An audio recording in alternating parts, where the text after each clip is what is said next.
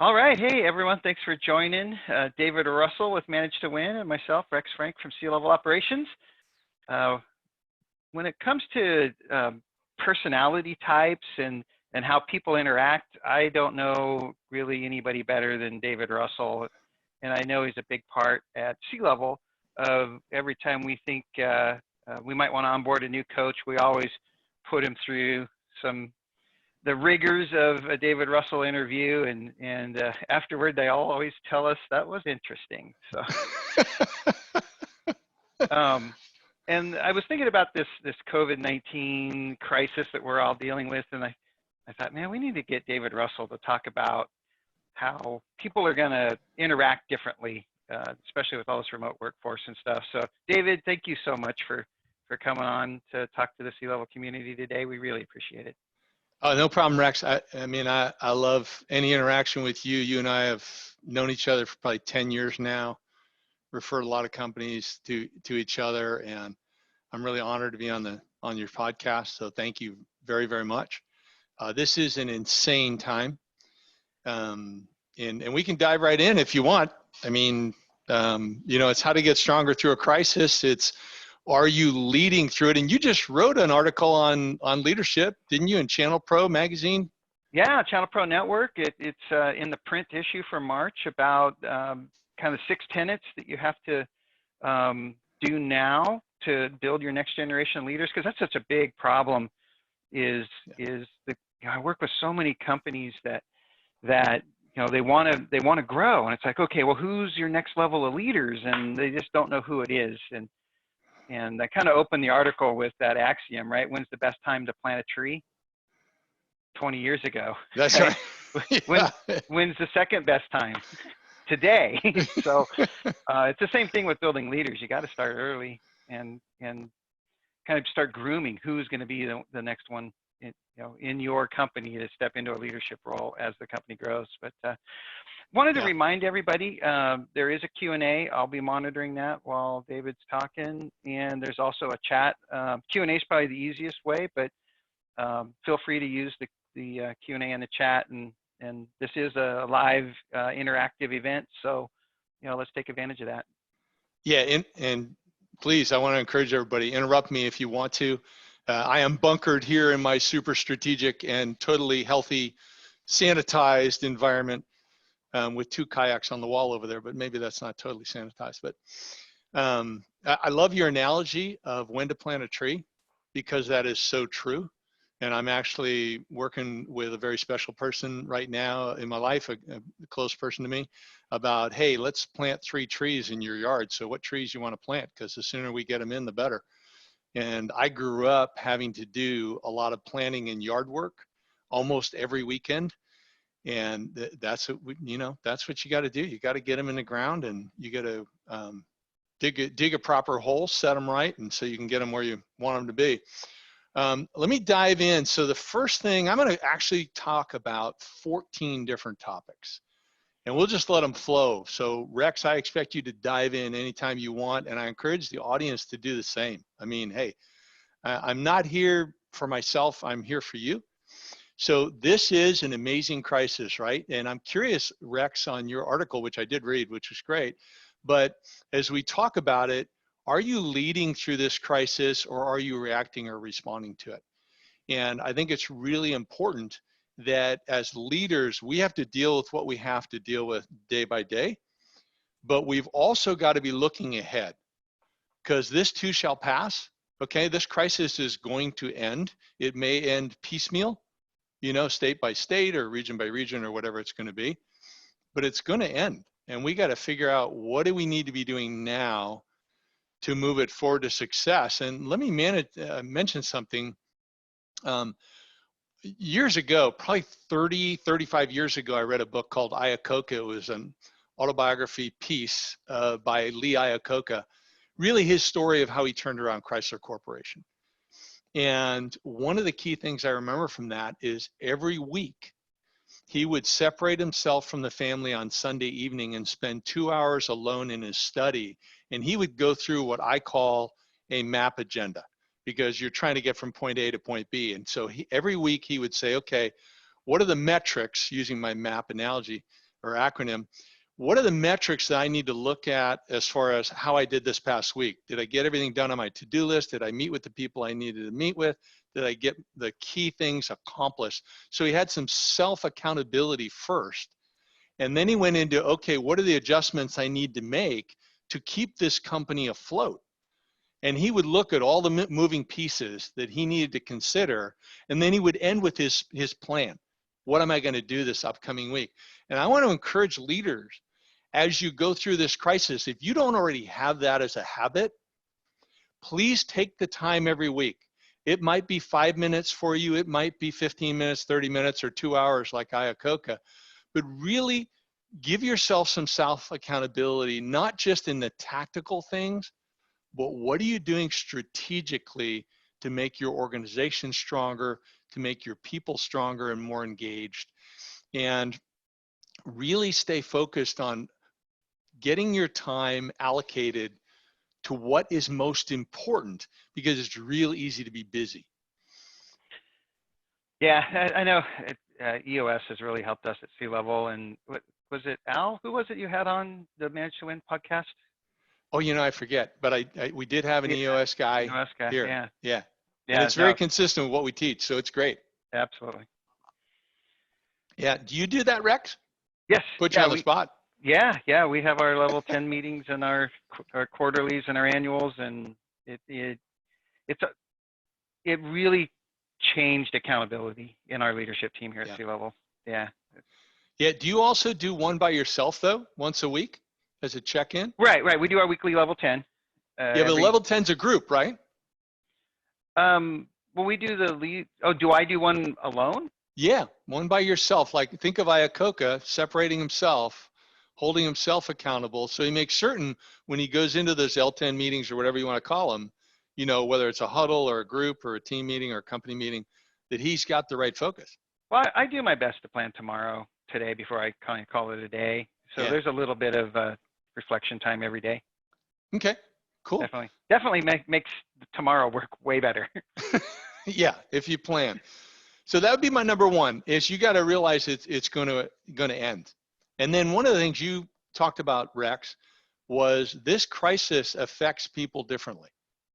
And so what I'd like to suggest is we have 2 one-page summaries or guides that we have put together, because we've done over 1,000 of our talent assessments. Our talent assessments look at a person's behaviors, and it looks at what drives them, their motivators.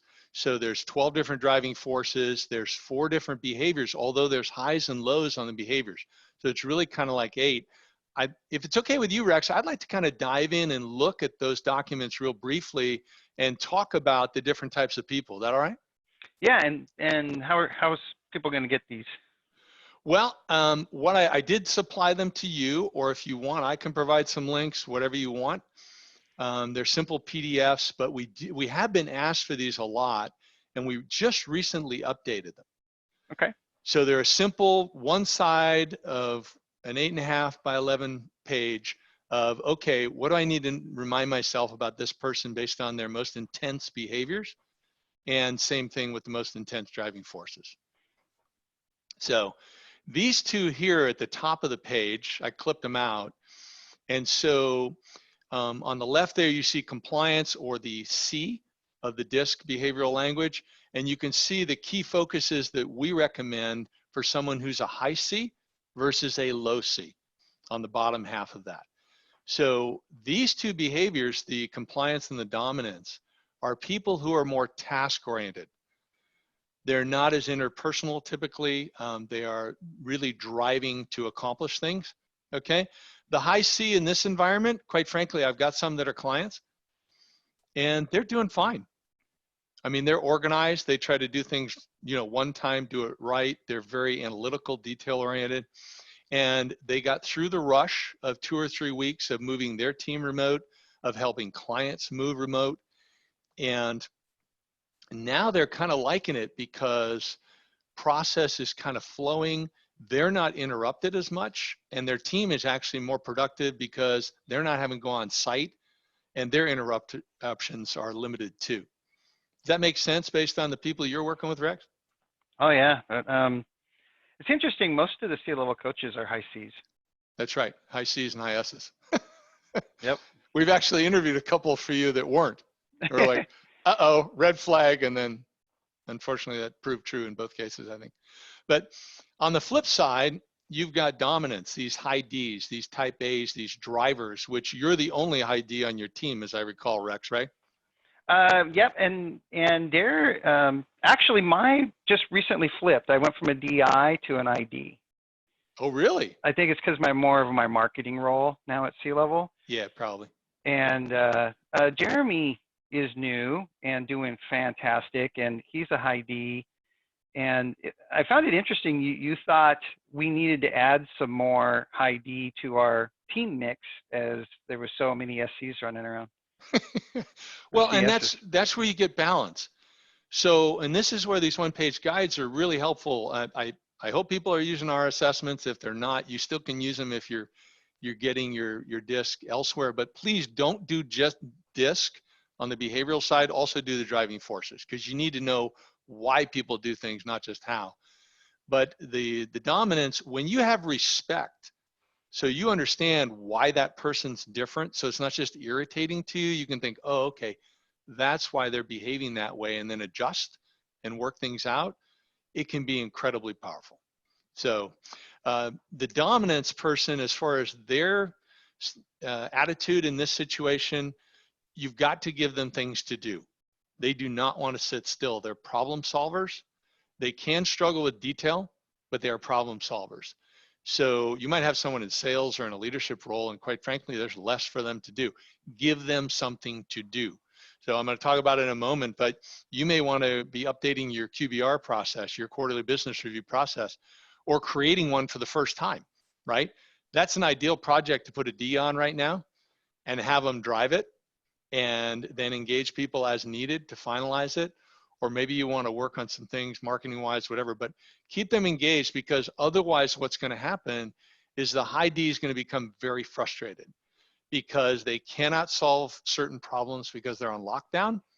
And the high D is also looking ahead, and they're seeing what's next, and they're upset because they're seeing the economic consequences that are going to happen the longer we're on lockdown. And so that's frustrating for them. So the way you avoid that is put them on something where they can be productive. Not something that doesn't matter. It needs to be something significant. Would you agree? Yes. I know this being homebound thing is driving me nuts. And isn't it interesting? I mean, you and I work from our homes, but being forced to work from our homes is very different. And you know, there's a lot where I choose to get out. I choose to go do things. I choose to go hiking and be part of scouts and bicycle racing and all. I choose to go do all this stuff, and I can't do any of it right now. Yeah, well, you know, it's interesting. As you know, I moved from Marin County, where I lived most of my life, last July, to Roseville, California, just northeast of Sacramento. And so in Marin County, everything's shut down. All the parks, all the trails, all the beaches, everything. In Roseville, what they did was, hey, we're going to shut down the high touch stuff, you know, playgrounds and whatever, but all the trails are open. Okay, now the state closed the parks, but Roseville's like, you want to go walk, you want to go run, you want to go ride, you go do it. Just try to keep your social distance type of thing. Yeah. Which has been a nice balance. So been helpful. Let me move on. So the other two behavioral styles, these are the people-oriented styles. Now, when I talk about a high S for steadiness or a high I influence, you can see the difference there. They're both people-oriented, but the high S is going to be more introverted and more skeptical. So these, your high S's, are the people that are very concerned in this crisis. You need to respect that, even if you're a high D. You need to respect that this is uneasy for them. These are the people that are wearing masks, they're staying inside more, they are think that the isolation should last longer. They're more concerned because they tend to naturally be skeptics. And I don't think as leaders, our role is to choose what's wrong or right for an individual to feel. Our role is to respect them and find a middle ground, you know, where we can work together. Once again, if you're giving them things to do that is meaningful, so like with your text, you know, you got them isolated, you get them in a good remote work environment, they're probably going to be fine. Just keep them on track. You know, I think Yeah. I in my career, I think I grew the most as a leader as I started understanding that people aren't right or wrong with their personality styles, and it's partially my role to understand where their strengths are and leverage those, and know that they're different than mine. Exactly. And the other side of the coin is, you know, when you're doing that and you're being respectful, you're being a little empathetic, you're being nice, you still need to have your firm boundaries on your metrics. And I know you're all about that, Rex. You know, you're my friend, I like you, I care for you, but you know what? Your metrics aren't adding up. And if we can't get this fixed, you can't be part of the team. So how can I help you be there? And sadly, there are some people like that. So now, influencing, you need, these are the extroverts. As far as the high I is your extrovert, the low I is the introvert. The extroverts are going to be pretty much okay. They can, you know, be pep talk people for you during this time. Once again, you've got to get them on some projects that they can do. I will give you a little bit of a yellow flag with the high I's. They can be a little loose with the lips, and quite frankly, sometimes gossipy, and they may have some negativity because they can't be out meeting with people one-on-one. I mean, they love that contact, and not necessarily contact physical, but being there. And you're not, you say, you know, you got to go sit in the closet, and it really doesn't work for them. So you need to have an ear open directly with them and also with your team, just in case they're letting some things slip that may not be the best approach, may be a little bit negative. Does that make sense? Yeah, I got to tell you, that resonates with me because, like, when I go to an IT Nation week or whatever, and I tell people, say, "How's it going?" And I say, "Man, I am physically drained by the end of the week. There's no energy left in me, except I'm emotionally completely charged up. Right? I'm ready to go for another year." It's conflicting how I feel, and I think it's because my high I, just being around the people and communicating, it just charges me. Yeah, and you know, I think there's a balance you need to find. And when I first got into this industry, I started by doing trade shows, and I did a health and fitness show and lost $3,000, and then I did a computer show and made $3,000. I said, "Hey, I'm in the computer industry." Stayed ever since. But I got a lesson. This guy mentored me, and I remember one thing he taught me. He said, "When you do this first show, your health and fitness show, whether the exhibition hall, the exhibit hall is packed or whether it's empty, there's no attendees, you always have to walk through like everything's under control and things are okay." Now, he didn't tell me to be fake. He just told me, you got to be confident that things are okay. Talk with the exhibitors because they will pick up on your behavior. And even though we're remote now, we're doing a lot. As a matter of fact, I've done more FaceTime in the last 3 weeks than I've done in my entire life. Okay. So you've got to come across as your best. You've got it in there.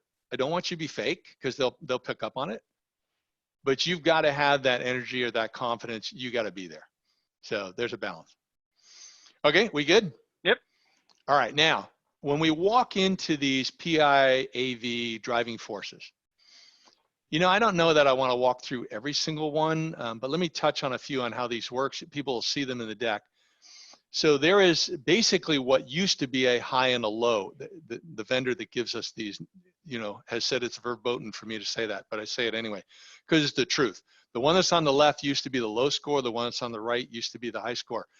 And what they found is that it didn't matter low or high. What it mattered was the intensity, okay? So when we're doing these, the scale on each side is 100%, and we like to see intensity of 70% or higher with at least one.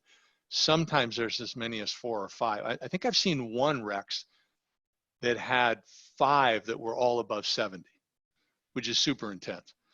But I want you to know they're just different. So what we looked at with the behaviors is how people do things. This is why they do them. So when you look at the top one, the driving force is knowledge. That's why that word is repeated on both sides. But on the left-hand side, the instinctive person is driven to leverage the knowledge and experience they already have. So when they have to learn something, they want to learn just enough to get the task in front of them done. or they want to be mentored by someone or learn by doing. Whereas the person on the right, the intellectual, likes to learn every single way possible. They like the 400-page tiny type book that they have to read to get a certification. They'd go back to school and be a full-time student for the rest of their life if they could afford to be. And those are typically your best techs, the people who are the intellectuals. Now, you may have some senior people on your team that are on the instinctive side who are still level 3s, very strong. But most of your techs that are still growing and loving it are going to have a pretty strong intellectual. And so you can see that drive. So when you think about how this crisis is going to affect people, it's going to affect what drives them. So you need to be aware of this when you're working with people. Our managed to win talent assessments, check all these. By the way, we didn't mention it, Rex, but if any of your clients go on our website and click on assessments and they haven't tried one of our assessments before, we'll do one for free. It's a $219, actually it's the higher priced one. It's a $269 value for free. Awesome. So nothing to really, lose. really valuable. Thank you. Yeah, so use it with someone you might want to hire. Use it with an employee who is having problems and you want to know how to engage them better. Use it with a superstar that you want to clone, okay? Use it with yourself. If you're wondering, why do I do this? Then, you know, you can figure out yourself a little bit better.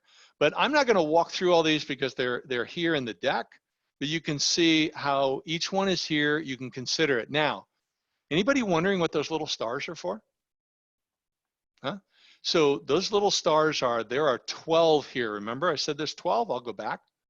All right.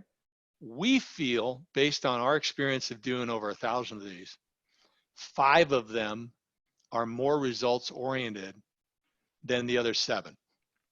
Now we do have exceptions, but they're pretty rare. So like here, utility, resourceful. So the person who's resourceful, when that's an intense score over 70, that person is driven to get results or make money, okay?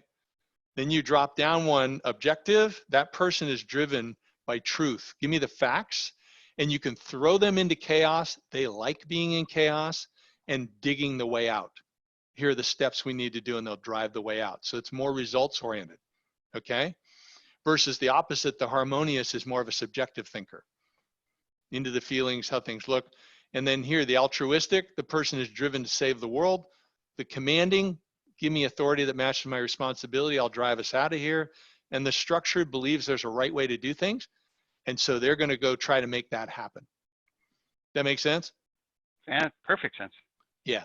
So this is an important piece to the puzzle, particularly when you've got people remote and you're wondering, how can I motivate this person? The answer is you cannot.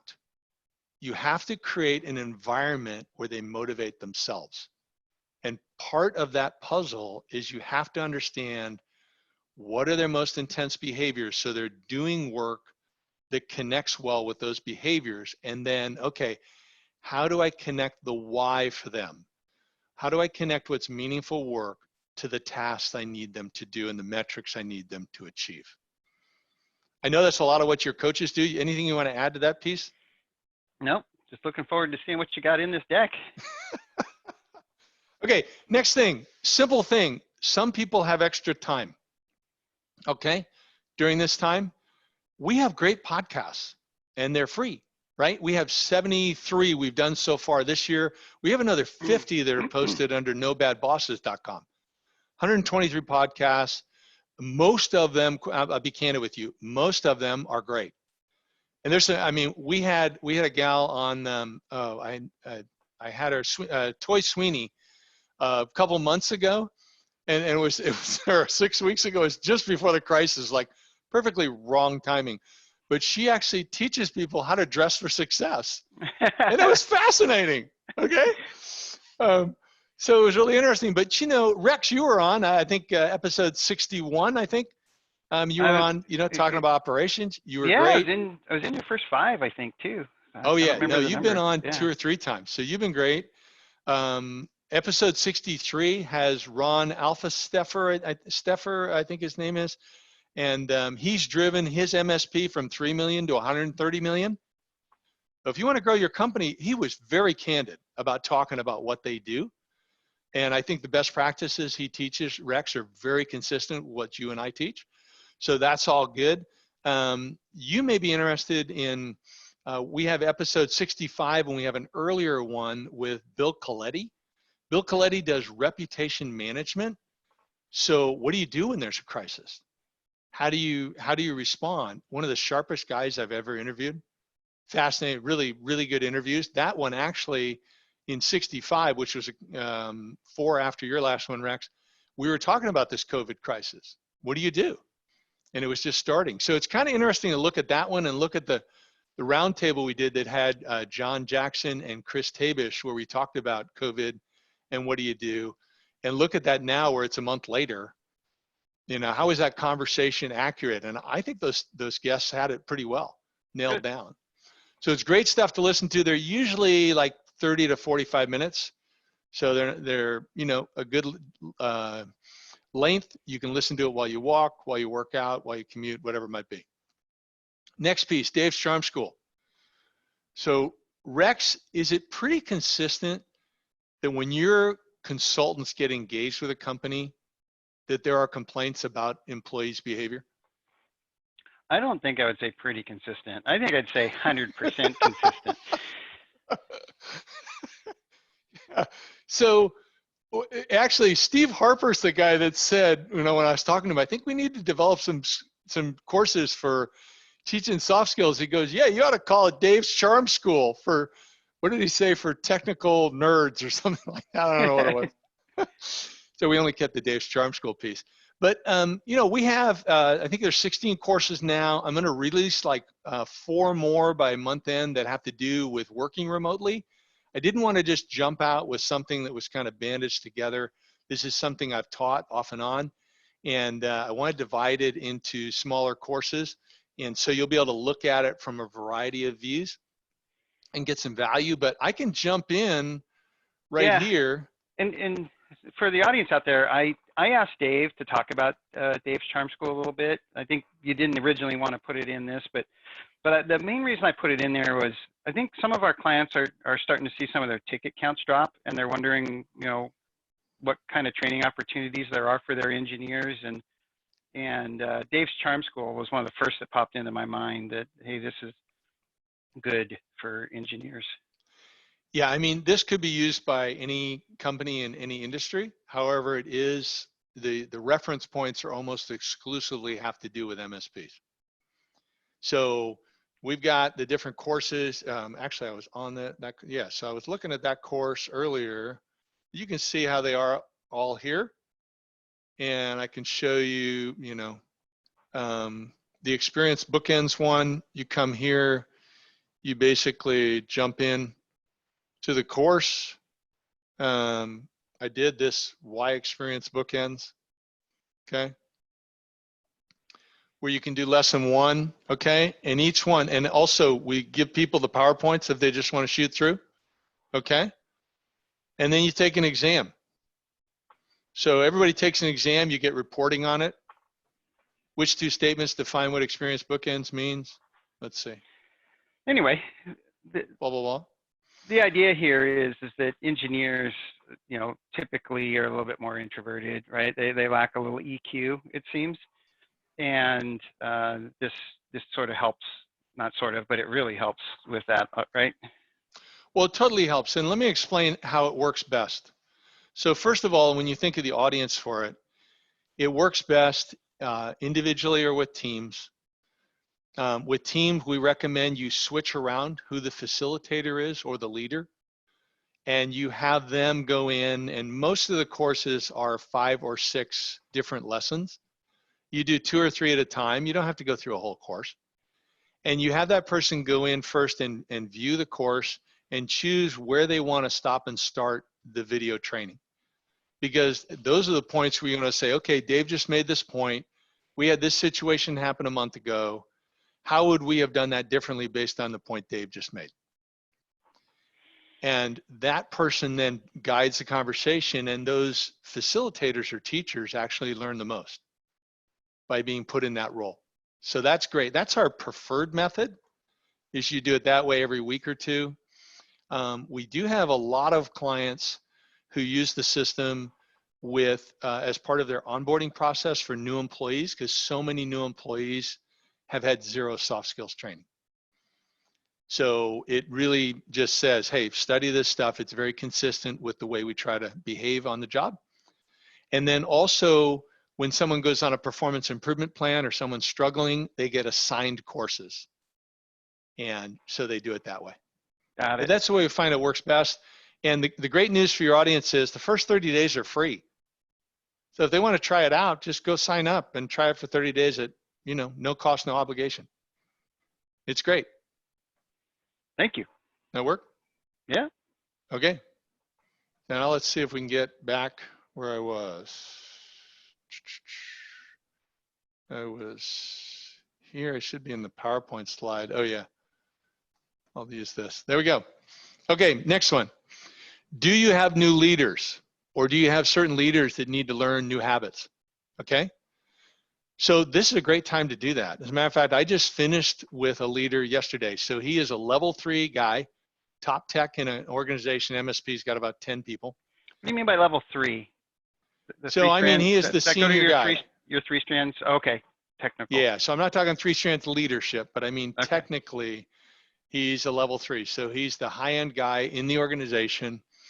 And although he was put in a management role, a year or two ago or longer, he never did any management or very little, okay? Because he was also the senior tech. Now, in February, I think it was, they hired another senior tech.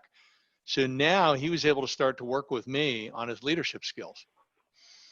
And in 3 months, basically, I got him up to speed, closed some good gaps in what he was doing, super receptive student, great guy. And, I said to him yesterday when I coached him, I said, I think you're fine. I don't think we need to have any more calls right now. I mean, if you have something that comes up, call me. And I went through some different things he needed to do to work on. But, I thought he was doing fine. Another company I have, they had about 35 people or so, and they had no middle management. Wow. So, yeah. So they were like, we just appointed this guy as kind of a manager for help desk, but we need to figure out what else to do.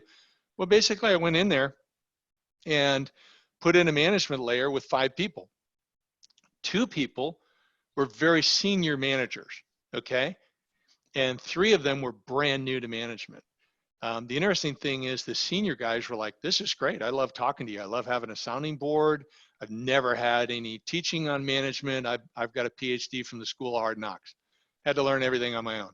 So, and then working with the young people. So, we worked through that path and got them up and running so they can be effective. So it can be a really good use of time. Remember what we talked about with the talent assessments, how to be engaging people. It's a natural, and you brought this up, Rex, where this is, putting the tree in the ground. Well, it's one thing to put the person in the role. You got to train them how to do the role. And correct me if I'm wrong, Rex, but a lot of the leaders that are putting the people in the role really haven't built their leadership skills and systems to where they need to be. So they've got some dysfunction there in the first place. Yeah, and that is sort of rampant in our industry, for sure. We're all technicians, right? Trying to run businesses. So yeah, it's a tech or it's a sales guy typically, or sales gal, who basically, either are promoted to leadership or basically go out and start their own company. It's interesting, Ron, in that podcast I mentioned, Ron Alphasteffer, he was that same way. And he was just thrown into the role. And he's very candid about it. It's a great interview.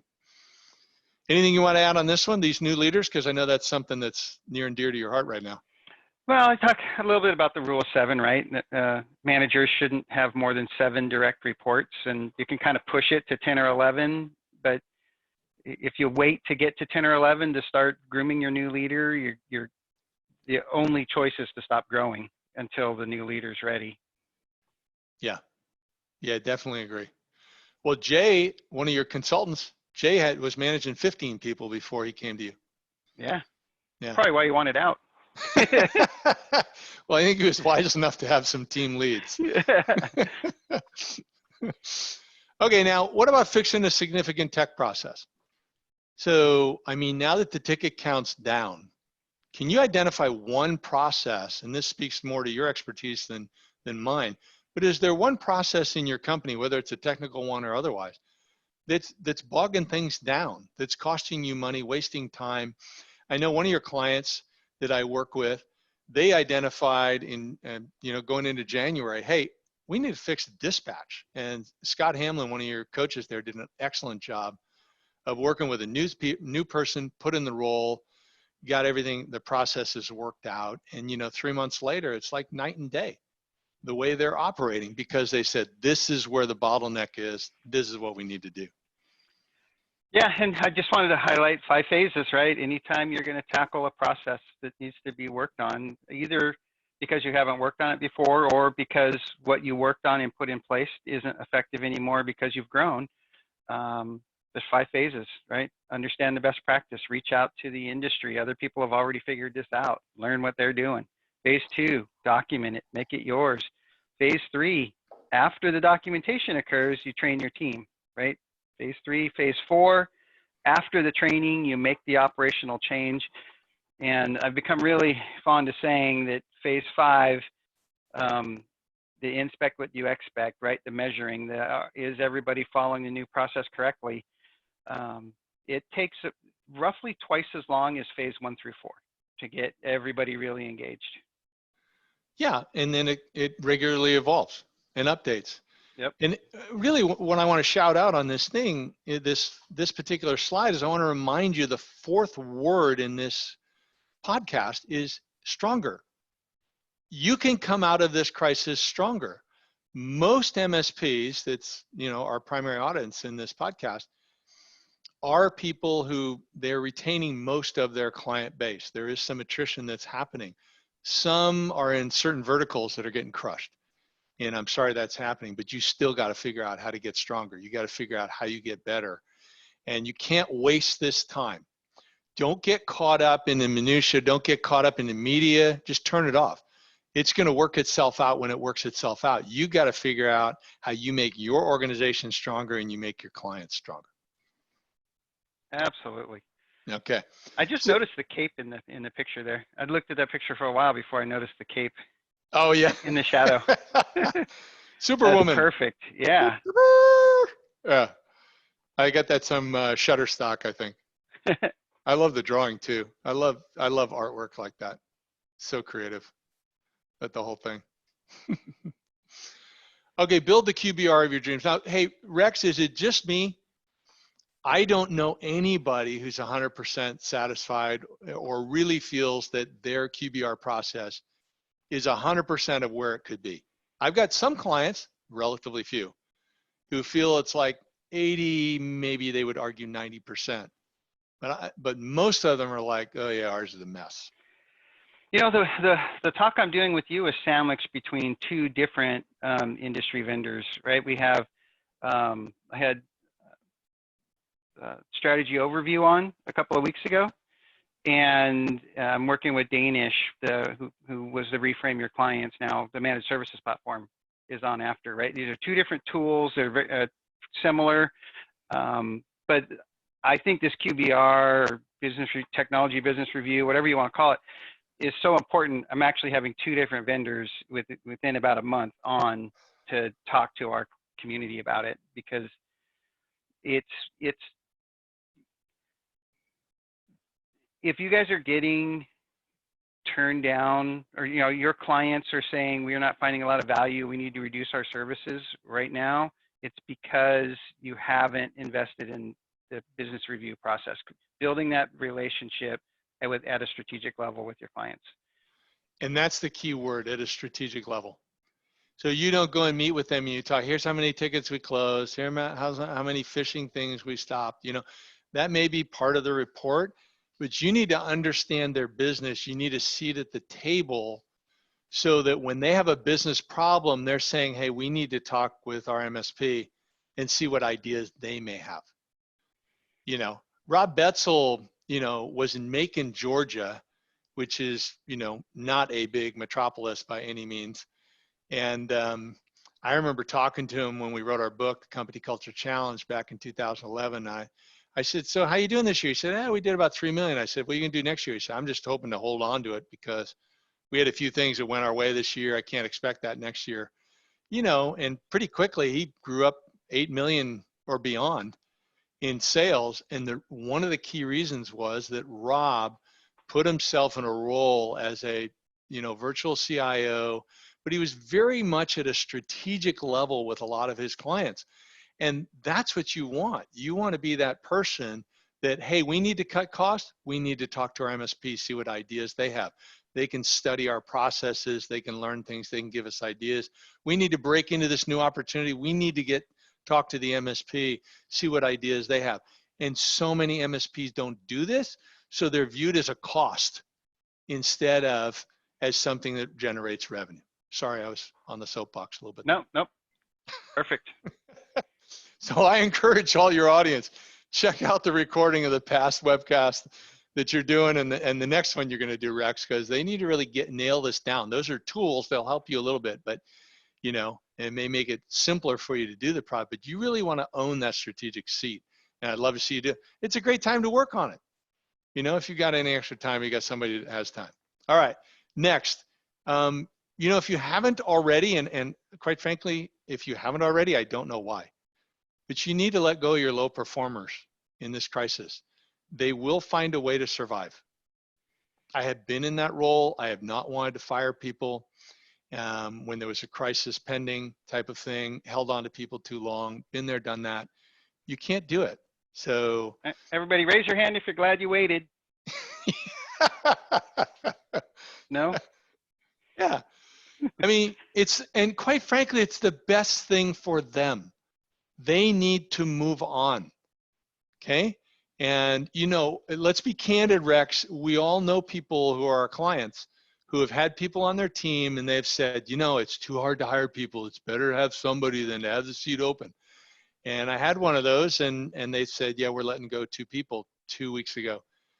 And I said, oh, that's interesting. I was thinking to myself, I thought you said everybody was a good performer. And then they told me the actual performance metrics on these 2 people. I was like, well, why did you have them on board in the first place? I mean, they were so miserable. So now's your time. You do it empathetically. You do it respectfully.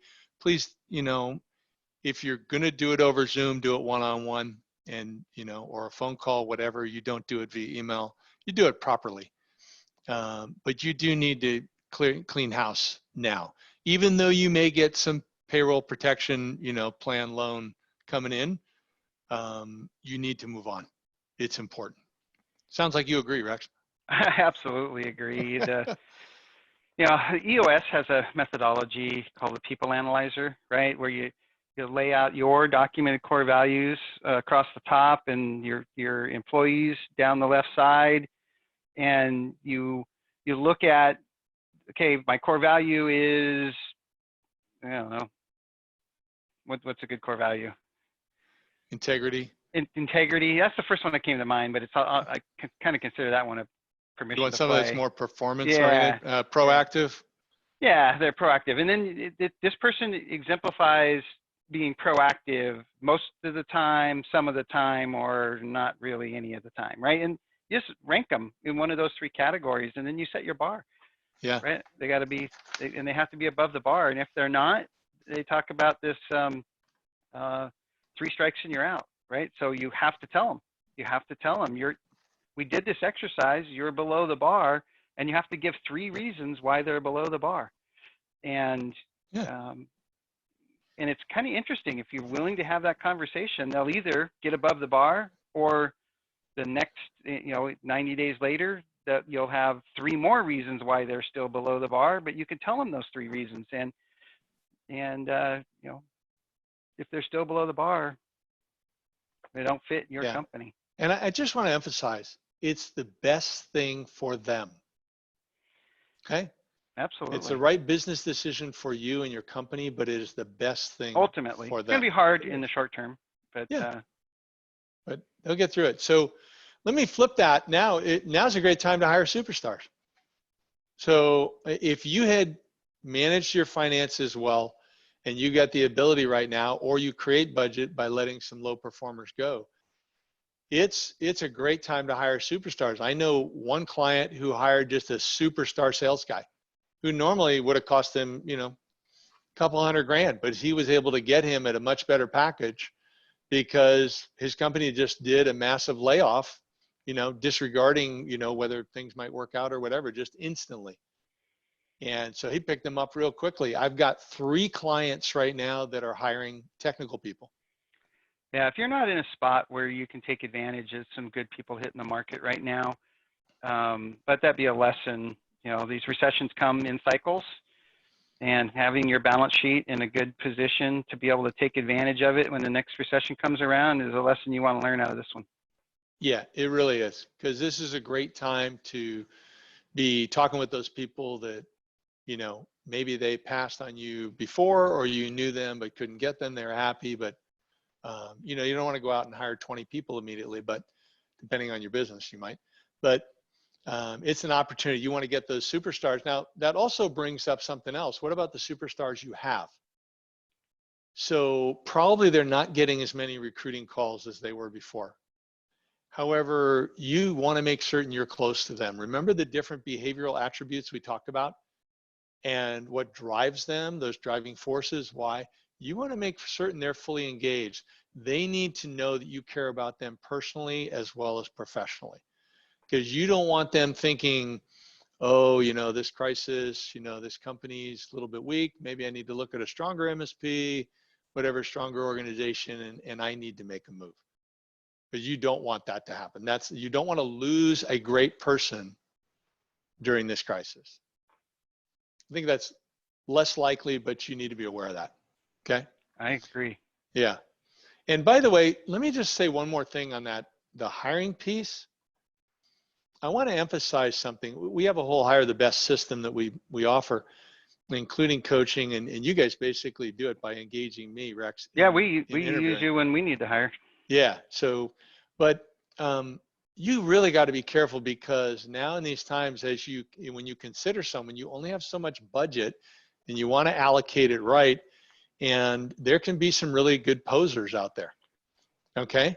And I'm not saying that they're evil or something like that. They're just putting forth their best, whatever. They're saying the right things, but your interview process, the way you qualify them, needs to confirm that they actually can do what they say. And if you're thinking of hiring, you have any concerns that your hiring process is a little too lax, it's not really formal, you may have some gaps, reach out to me. Let's have a 20-25 minute call just to see if I can give you some ideas. That's all. I've worked with hundreds of MSPs on hiring, and it's one of the biggest mistakes that people can make. And you cannot waste the time, you cannot waste the money. You've got to be certain the person has a 90% chance of success. So that's what we're looking for. All right. We got a question earlier on. I don't know if it came in when you were doing Dave's Charm School, but it said, does Dave have a coupon code for C-level clients? Actually don't. We only have one coupon code we use. It's assess5, assess and then the number 5 if you're buying 5 or more or 10 or more of our talent assessments. Okay. And that gives a 10% discount. Otherwise, we haven't done that.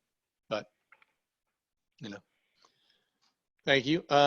Next thing, this is super, super important during this crisis time, and you're remote and you don't have that office banter and the things going on, is you need to, if you are the number one person in your company, or you are simply a manager of a team, you need to be calling your people by phone or doing a one-on-one Zoom every week or every 2 weeks. It's just a personal check-in. It's like, hey, let's have a coffee. You get your coffee, I'll get my coffee. Let's just check in. And basically the purpose of the call is just, hey, I value you as a team member. I care about you personally. And how you doing through this? How's your family doing? Whatever you choose, how, you have certain boundaries you don't want to cross. But you want to maintain that connection that they're not just a number, they're not just an employee, they don't just have these metrics to achieve, but you care about them and you want them on your team, because study after study shows the reason people stay at a company is their relationship with their manager and their relationship with their peers. So as a manager, you need to be proactive and have these conversations. Some people are tying them in before they have a business conversation. That can work, but I think you also really need to have the one-on-one just separate, where it's just personal, it's a check-in, and hey, I just care about you. So. Yeah, and I always felt like as a manager, during those scheduled one-on-ones, right? You have to make it something that doesn't push. This is the scheduled time when we do our one-on-ones, and those are going to happen. But I wanted to know, what was going on in the company that that they had a roadblock in, that I, as their manager, needed to help them fix, right? And I kind of expected people to come with that information, and I have an issue with my management style is that I want to be defensive, right? That's the thing I've constantly worked on throughout my entire career. So I learned to open some of those conversations with, I'm going to take my defensive hat off right now. I literally would say those words, because it was more to communicate to myself that whatever they said, I needed to understand it was a real problem for them, and not try to tell them why they're wrong, right? So, but I've learned that during those one-on-ones, if I took my defensive hat off and said, okay, you're saying that this is an issue and you need my help as the manager to help get it resolved because something else in the company is in the way, boy, what a difference. Just making that determination made in those one-on-ones. Yeah, well, I think, quite frankly, I think you saying, let me take my defensive hat off, sets the stage. Basically, what you're saying is, I'm laying down my sword. You are safe to say anything. Right. Now help us understand here. I'm speaking for the audience. How have you been able to handle it when somebody says something that you think is ridiculous? Or that's just so stupid? Or how can you say that violates company policy? Why would you come up with that? You know what? Once I started kind of creating that conscious, there's no bad answer right now, it hasn't been an issue.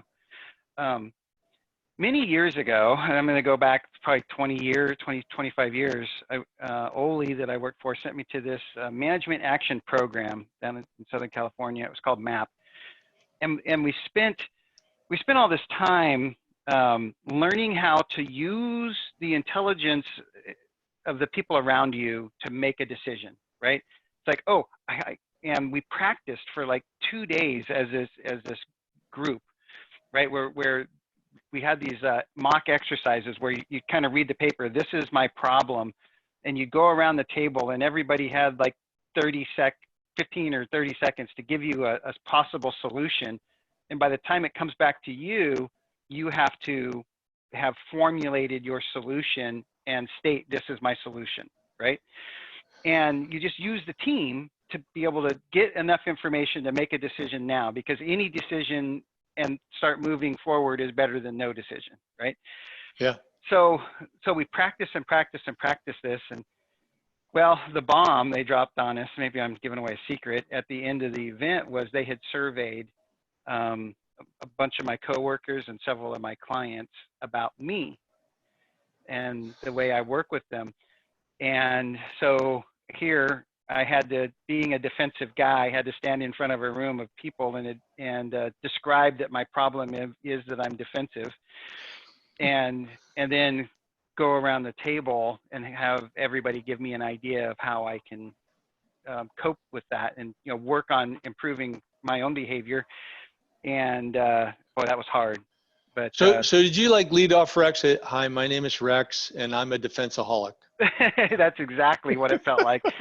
But that admitting out loud that it's a concern I have when I get in that situation was one of those ideas from around the table, and I just latched onto it. That was a great idea. So let's shoot through these last three, because we got like 5 or 6 minutes, I think. Same thing, connecting as a group. Okay, so you don't have that interaction. You don't have the water cooler conversations. So I mean, Clearfuse last week, one of our shared clients, great company down in SoCal. They did this at 4:30 last Friday, and it was so successful it didn't end until 6:30. Nice. And they were just, they just all got on and started shooting the breeze. And you need to do that. I have a guide that I send out that I got from an idea from Vertical 6 over in Rhode Island, where they got one of their managers plays Jeopardy with their team, or you can do trivia. You can do an escape the room game online.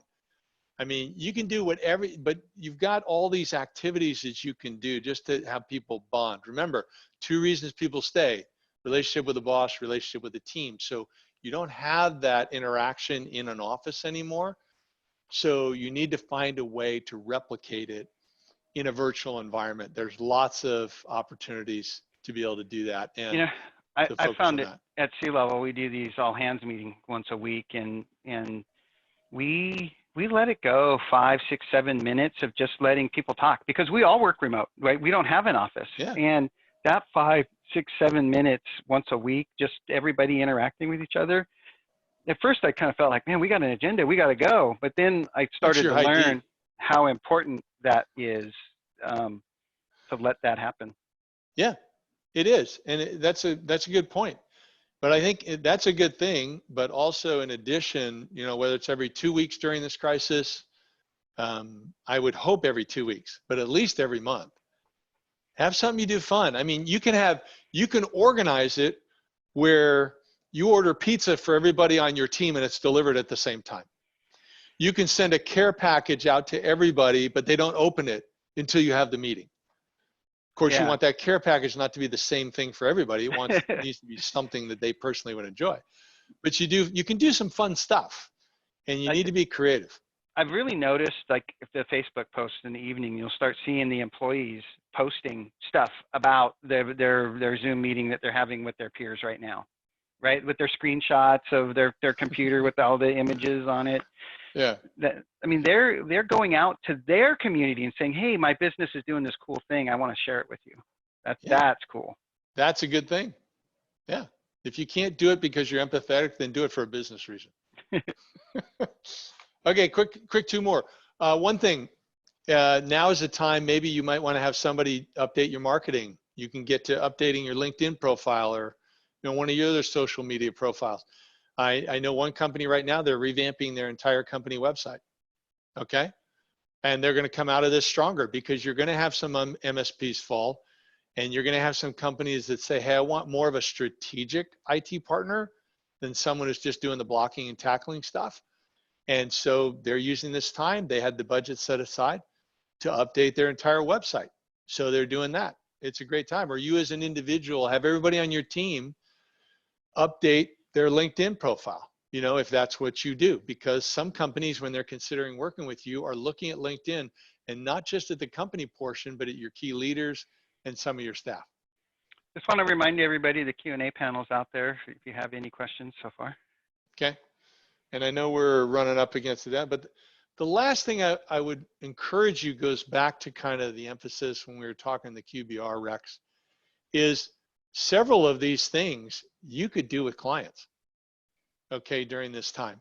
They need to know that you care about them personally as well as professionally. They need ideas. How can they cut costs?